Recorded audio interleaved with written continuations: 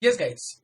Like we all know that Companies Act 2013 was adopted by replacing the earlier Companies Act 1956. The earlier Companies Act 1956 also had a schedule, a schedule which was discussing about depreciation. It was called as Schedule 4. The schedule of depreciation as per Companies Act 1956 prescribed the minimum rates of depreciation. Prescribed minimum rates of depreciation. But when it came to Schedule 3 of Companies Act 2013, under Companies Act 2013, they have only stipulated what is the useful life and what is the residual value of an asset. They have only stipulated what is the useful life and what is the residual value. So the concept of minimum rates of depreciation as per Companies Act 1956 is no longer relevant under Companies Act 2013. Okay, that's a significant shift where minimum rates of depreciation was given, and today we are talking about useful life and only residual value. There's a definite shift as far as the Companies Act is concerned with respect to the depreciation. Now, in this aspect, we will have to understand what the Schedule 2 actually talks about with respect to depreciation. How does it complement? I'm not saying that they contradict each other. I'm saying they complement each other in basically IND AS 16 and Schedule 2 to decide what is depreciation which should be adopted by an enterprise towards its property, plant and equipment. Now for this purpose, there is a particular section called as Section C. This is a Section C within Schedule 2 which actually prescribes what is the useful life and what is the residual values of each kind of or each type of asset. I am not going into the details of what Section C talks about, because Section C is fundamentally talking about hundreds of assets, hundreds of types of assets, and prescribes a useful life of such assets. So I'm not going into what Section C talks about. I am only going into the head of what is the Schedule 2 prescribing about. Here, Schedule 2 is basically prescribing under Companies Act only two things for the assets: useful life, residual. Clear? Now, there is a separate classification for the property, plant and equipment given under Schedule 2, which we also have to understand. So let's get into this concept of what is Schedule 2, what is it talking about in reference to your depreciation as per the Companies Act.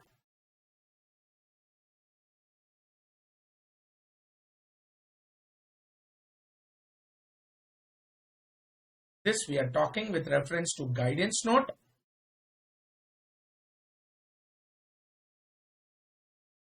On Schedule 2.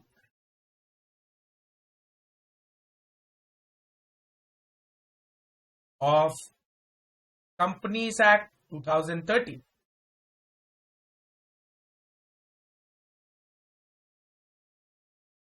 Schedule 2 of Companies Act 2013, which has completely replaced what you had under Companies Act 1956.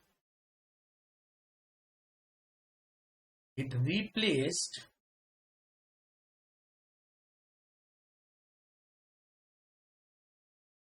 Schedule 4 of Companies Act 1956.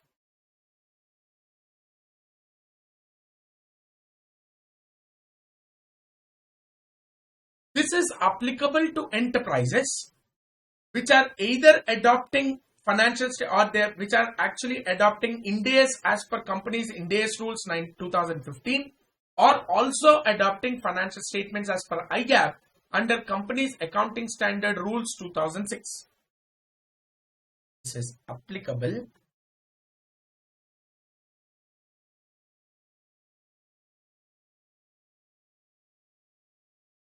enterprises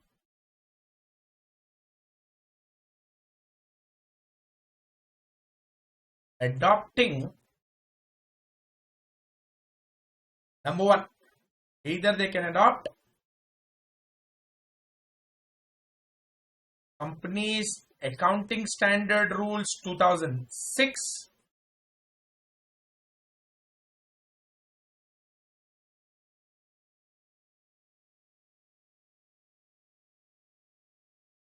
which is nothing but your IGAP, the previous IGAP 1 to 29, or company's Indian Accounting Standard Rules 2015.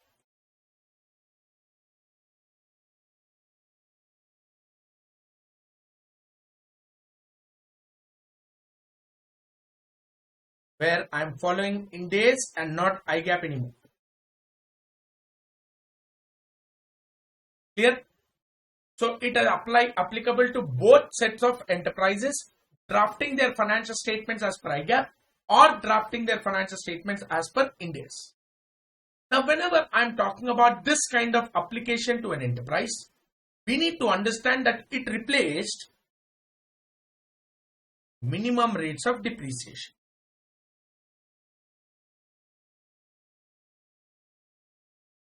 Minimum rates of depreciation, which was prescribed as per Companies Act 1956, has been replaced. No longer it is relevant. So today what becomes more relevant? If it is not minimum rates of depreciation, here it starts prescribing useful life of asset,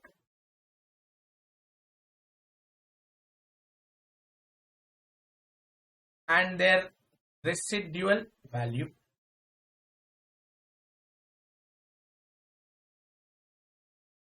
This is what it prescribes. It no longer talks about minimum rates of depreciation. Clear? So this is where we actually commence our discussion. Now, for the purpose of understanding your Schedule 2 of Companies Act 2013, one has to understand that the Schedule 2 has actually divided the entire assets, entire property, plant and equipment into two sets. One is called as continuous processing plant. What is a continuous processing plant? Continuous processing plant is basically an asset which is being repeatedly used. Is this repeatedly used? Is there any asset like that which is a continuous processing plant? Okay, fine. Keep it aside. Whenever an asset is a continuous processing plant, in such cases, there is no extra shift depreciation. There is no extra shift depreciation. There are no shifts here. The asset has to run continuously. 24/7, 365 days, the asset keeps on running. Where you will get extra shifts here? No shift. So this asset of CPP or continuous processing plant is also called as a no extra shift depreciation asset. It is called as no extra shift depreciation asset. NESD. No extra shift depreciation asset. Here. So according to the Schedule 2, I am dividing the assets. PP is divided into two parts.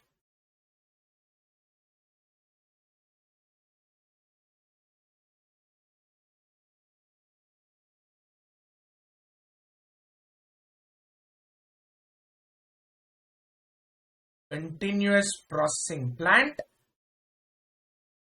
or in short you can call it as CPP asset, or you can also call it as no extra shift depreciation asset. No extra shift depreciation, or NESD. All other assets, I will categorize them separately, or these are called as non-NESD assets. Non-NESD or other assets. That means these assets will definitely have the scheme of extra shift depreciation.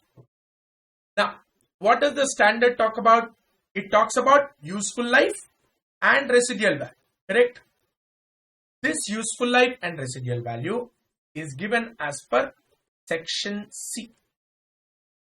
Section C of your schedule will prescribe the useful life and residual value of each asset. So these assets under section C have been divided further into two parts. One is called as continuous processing plant, other one is called as no extra shift depreciation. Park this concept of no extra shift depreciation aside, I'll come back to that logic. But first of all, let us continue to discuss about what is this continuous processing plant. A continuous processing plant is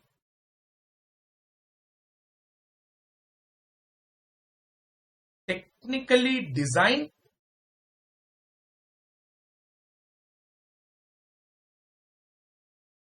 and is necessary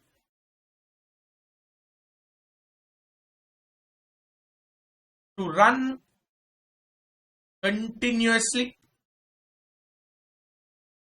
Now you'll ask me, sir, how do you say that an asset is continuous processing plant? What do you mean by it is technically designed to run continuously or it is necessary to run continuously? These have significantly high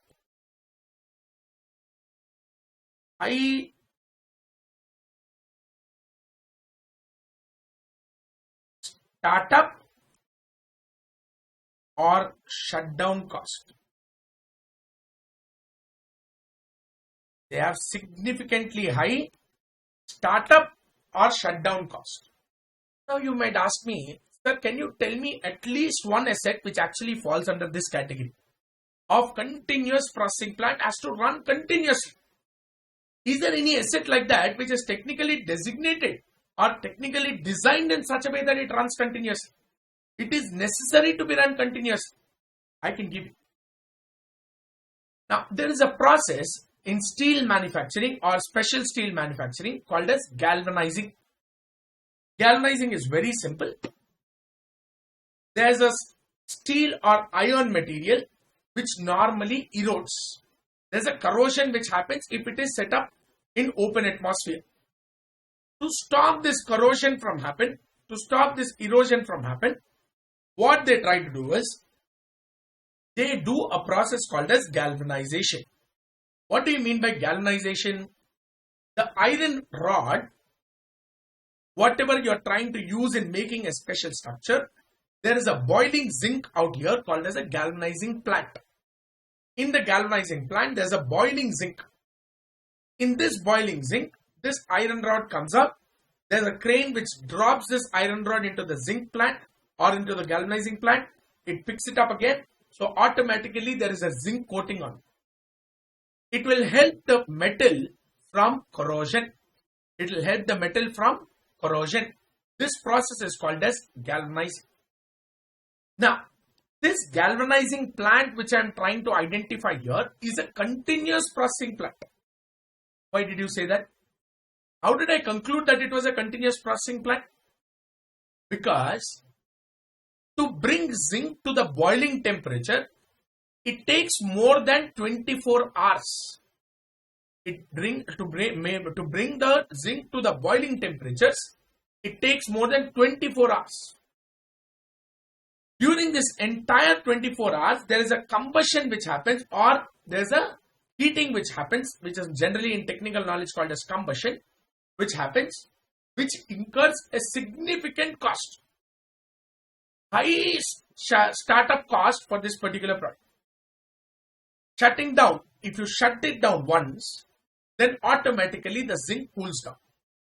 To bring it back to the same boiling temperature so that the galvanizing can happen, will incur a significant amount of cost.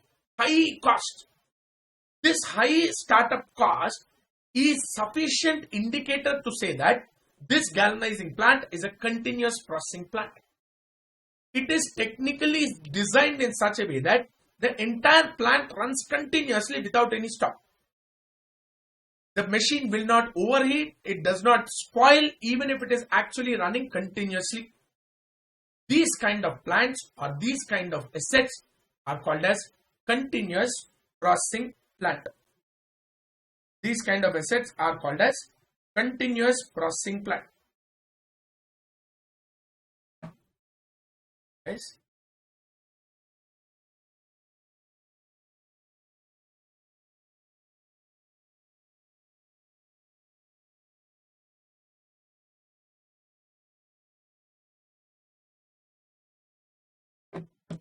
Yes. So it has a high startup cost. These assets are called as continuous processing plant. There is no shifts in this asset. They are run for 365 days, 24/7. So there is no shift method which is actually applicable to this continuous processing plant. Then what is this asset called as non-NESD asset or other assets? These non-NESD assets or other assets are again divided into three parts for the purpose of depreciation. Assets which are applied on single shift basis. You can either use the asset on double shift, or also you can apply the asset on triple shift. Now you will say, sir, what if there is a quadruple shift? I'll tell you. Shift is 8 hours. Okay. If I say shift is equal to 8 hours. How many 8 hours are there in a day? 3 8 hours can be there in a day. 24 hours only we have. So we don't have more than that. So only 3 shifts are possible for any asset which is working on shift basis, if as far as it is not a continuous processing plant. Okay. Now, your section C of Companies Act Schedule 2 will prescribe the useful life of only single shift asset and the continuous processing plant. Only these two assets are being prescribed as per section C.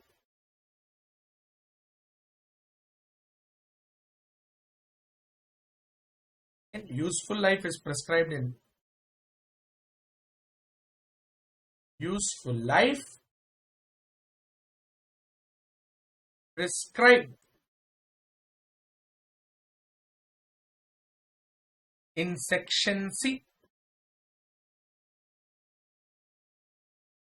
What about this double shift and triple shift? Useful life is not prescribed? Not prescribed.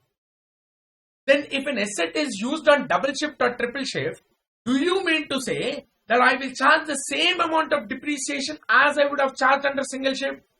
No. You have to identify depreciation under single shift basis. But if an asset is used for a double shift basis, then in such case, your depreciation under single shift will be multiplied by 1.5. Depreciation on single shift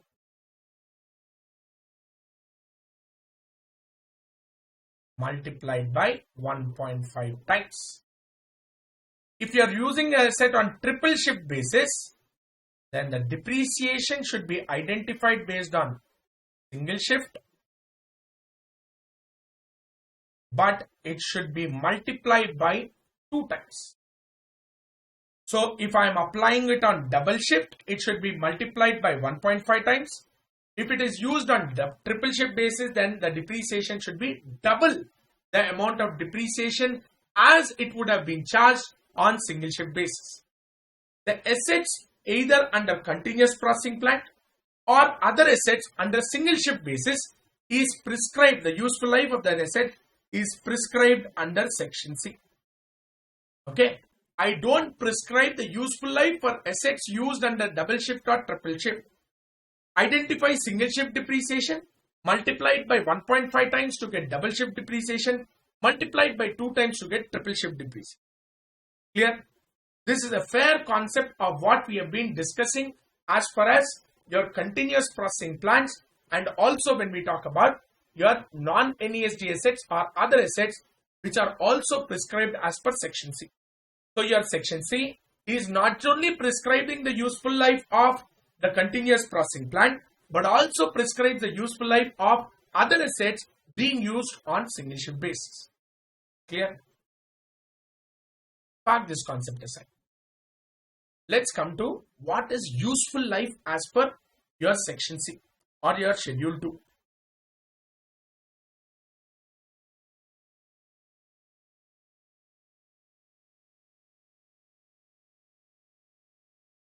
Whenever I talk about this concept of useful life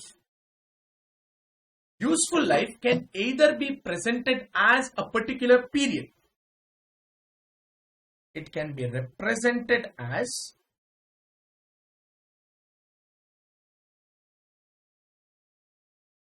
a period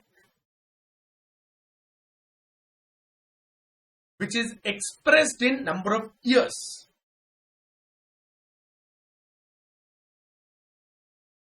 Is expressed in years, or it can either be represented under production units or similar units.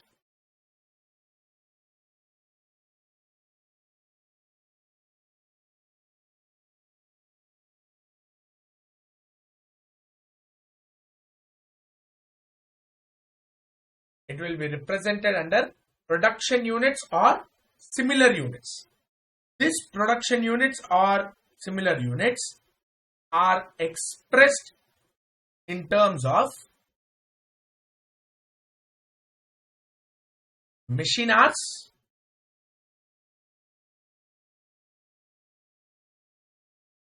or units of output. Output is nothing but production units. If I represent the useful life in periods, then in such cases, I'll have to apply either an SLM basis or a WDV basis of depreciation. But if useful life is expressed as production units or similar units, I will express depreciation under units of production or machine hour method.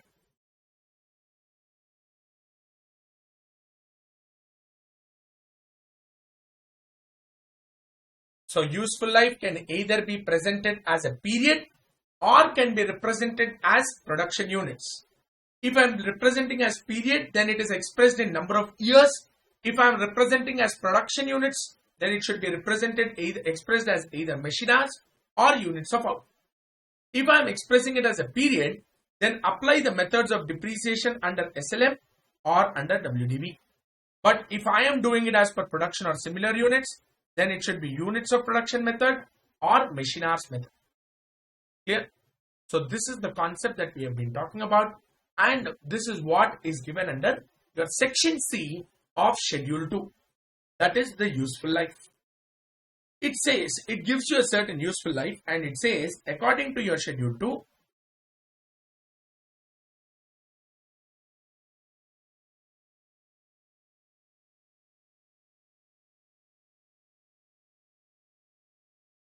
it used the words under schedule 2 not longer than prescribed in section C.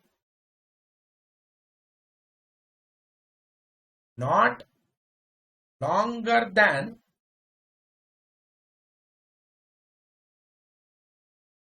prescribed or specified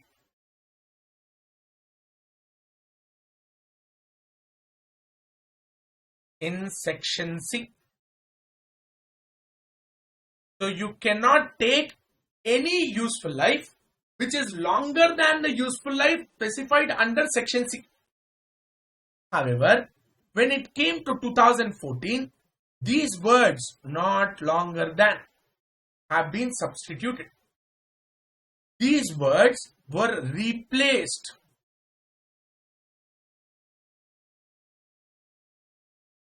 in 2014 with the words not different from. With the words not different from. How is it different? Do you find any difference between these words not longer than prescribed under section C or not different from the life prescribed under section C? Very much a difference I can find. If you look at it, not longer than means I can take a period as specified under section C, or I can even take a shorter period under section C. Correct? I can take a period shorter than section C period as my useful life. But now, after this replaced words in 2014, where he started using the word not different from the useful life as prescribed under section C. That means you cannot take any shorter period or a longer period, but you have to take the useful life exactly at the same life as specified under your section C of schedule 2. Don't you think it made me a little more uncomfortable? Why very uncomfortable? Because very rigid. You are saying useful life is this one. If I am establishing this is not my useful life, what are you going to do? How will you even do? I will come back to that. I will come back to that. What will happen if an enterprise takes a life which is different from that specified under section C of schedule 2? But very direct compliance to schedule 2 says that you cannot take any life which is different from the life which is specified for a particular asset under section C. Here.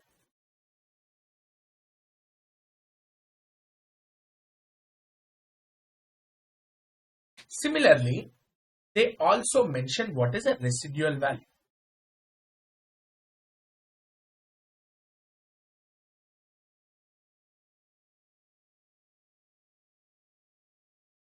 I told you, right? Your schedule 2 prescribes two things. What are the two things that they prescribe? They prescribe useful life and they prescribe residual value.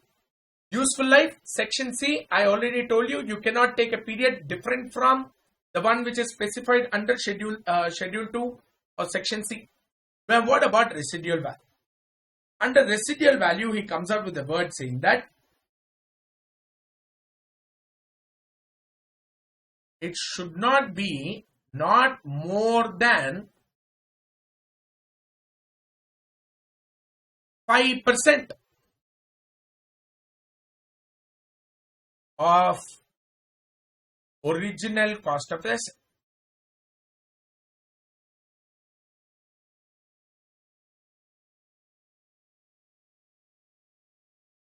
Not more than 5% of the original cost of the asset.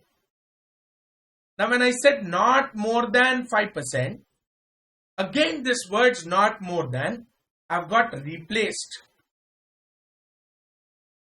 They got replaced in 2014 again. The same day when they have replaced the earlier words of useful life, where not longer than became not different from. Here not more than 5% also became not different from.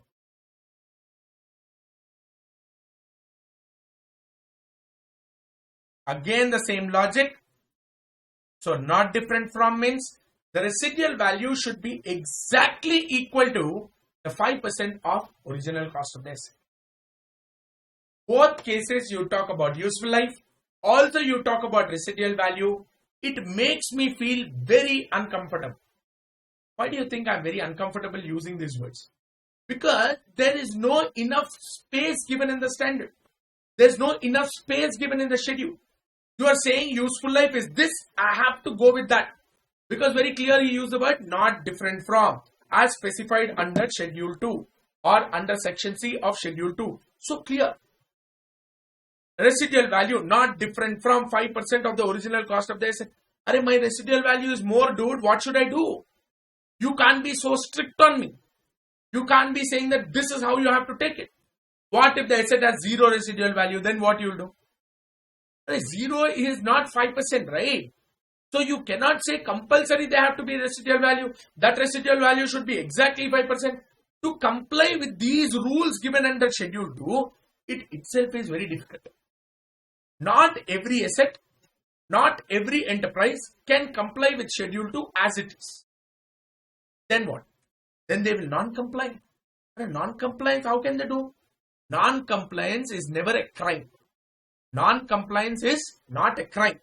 So therefore, all you are required to do, in case you take a useful life different from that specified under section C, or if you take a residual value which is different from that specified, which is different from 5% of the original cost of the asset, in such case, the enterprise only requires to give certain additional disclosure.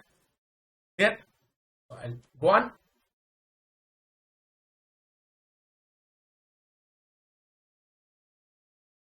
Disclosures.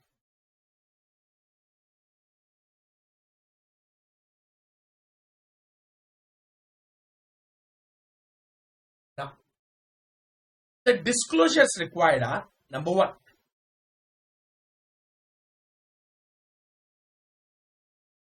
CPP assets, continuous processing plants. Number 2, other assets used on double shift or triple shift. They have to be disclosed.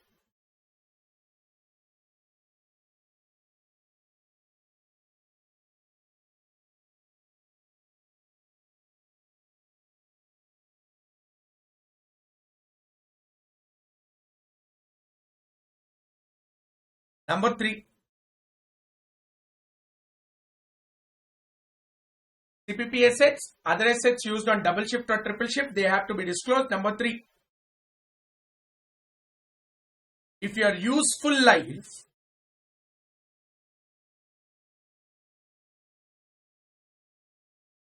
is not equal to the section C, useful life specified under section C, and also you can't stop here, guys.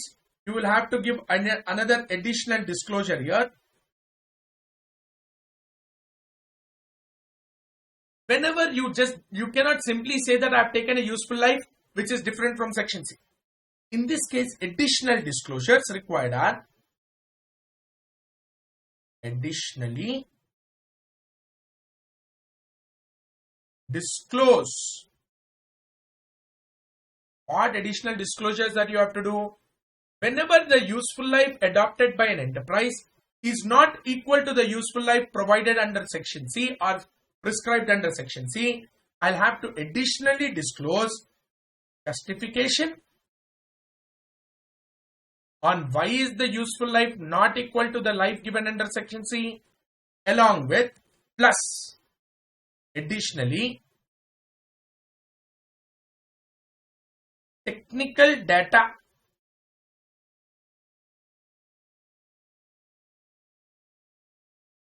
to support the claim. Technical data to support the claim.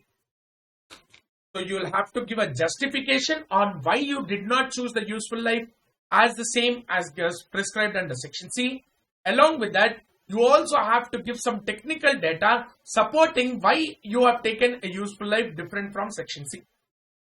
The fourth thing is where the residual value of an asset is not equal to 5% of original cost.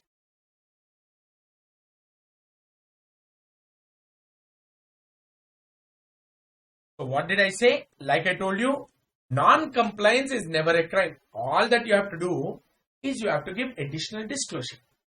So additional disclosure saying that useful life, I did not take it as section C because I had a justification, and these are the technical data which is actually saying that my useful life is much more or much less than what is given under section C.